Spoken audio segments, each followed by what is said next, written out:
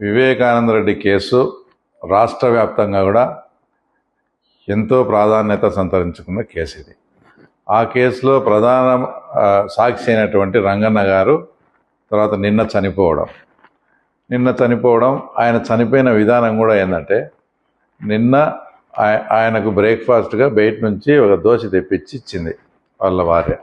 గన్మెన్గా నవీన్ రెడ్డి అనే అతను ఉన్నాడు.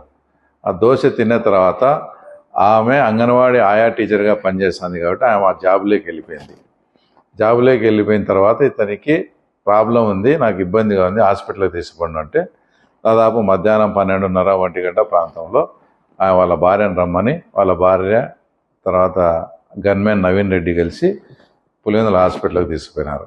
అక్కడి నుంచి వాళ్ళు తర్వాత రిమ్స్కు రెఫర్ చేస్తే అక్కడికి పోయిన తర్వాత సాయంత్రము ఆయన చనిపోవడం జరిగింది.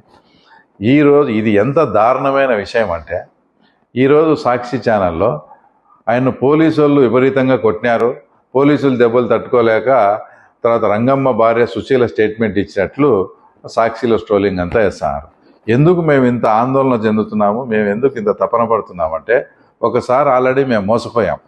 మీ కళ్ళబొల్లి మాటలు విని హార్ట్ అటాక్ అంటే మేము కూడా హార్ట్ అటాక్ అని మోసపోయి ఆ రోజు మా ముఖ్యమంత్రి నారా చంద్రబాబు నాయుడు గారు కూడా ఇట్లా ఇంట్లో మనిషిని ఇంత దారుణంగా వీళ్ళు చంపుకునే పరిస్థితి ఉండదులే అని మేము కూడా మోసపోయినాం ఆ రోజు. లేదంటే ఆ రోజే సాక్ష్యాలు ట్యాంపరింగ్ చేసేది మా కళ్ళకు మా ఎదురుగా సాక్ష్యాలన్నీ తుడిచినారు. పులివెందుల ప్రజలు చూస్తుండగానే మీరు అక్కడ ఉన్న సాక్ష్యాలంతా అవినాష్ రెడ్డి నాయకత్వంలో మొత్తం ట్యాంపరింగ్ జరిగింది.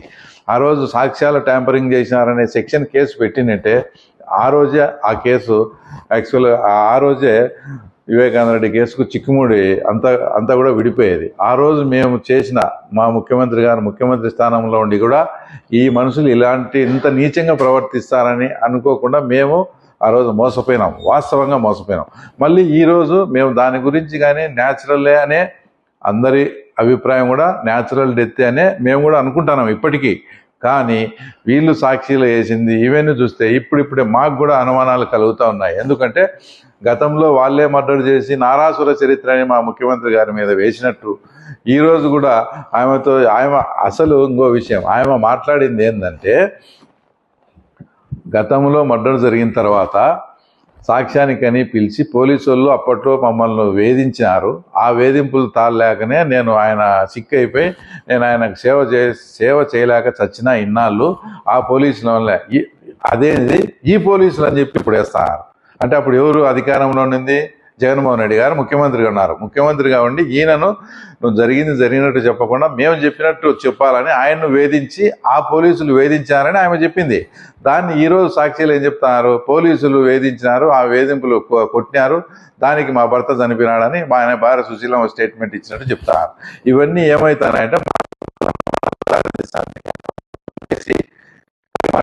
నెపం వేశారో ఈరోజు కూడా మళ్ళీ ఇదంతా చేసి దాన్ని కూడా పోలీసుల మీద రాష్ట్ర ప్రభుత్వం మీద వేసి బురద చల్లాలని. అందుకే మేము జాగ్రత్తగా అక్కడ ఉండే ఆఫీసర్స్ కానీ మా కడప ఎస్పీ కానీ ఇంకోరు కానీ దగ్గరుండి ఆయనకు ఏదైనా పాయిజన్ జరిగిందా ఇంకోటి జరిగిందా ఏం సిస్టమేటిక్గా పోస్ట్ మార్టం రిపోర్ట్ కూడా చేపించారు. తర్వాత అది కూడా తొందరలో వస్తాయి.